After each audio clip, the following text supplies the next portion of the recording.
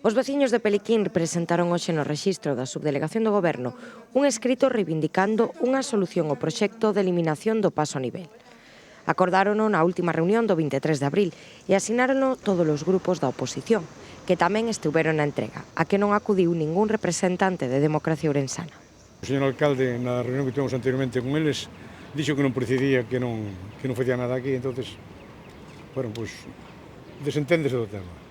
O que fai falta é voluntad política, porque os cuartos, además, dixeron a min personalmente aquí, iban ser os mesmos da pasarela que facelo por debaixo do...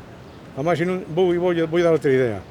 Como a pasarela que van a facer, vai casi, aproximadamente, non sei exactamente no hora mismo, debe ir como uns 20 metros onde van, está supuestamente, para facer o paso subterráneo da Río Xares á Rúa do Sotelo en Peliquín, que fagan ese túnel, que o fagan de unha puñetera vez, que o fagan peatonal, que sea para vehículos e para peós, que urbanicen as dúas beiras do ferrocarril e automáticamente a xente, antes, os do fin da punta lá, de Peliquín, viñamos coller o paso a nivel aquí, ora que sea ao revés.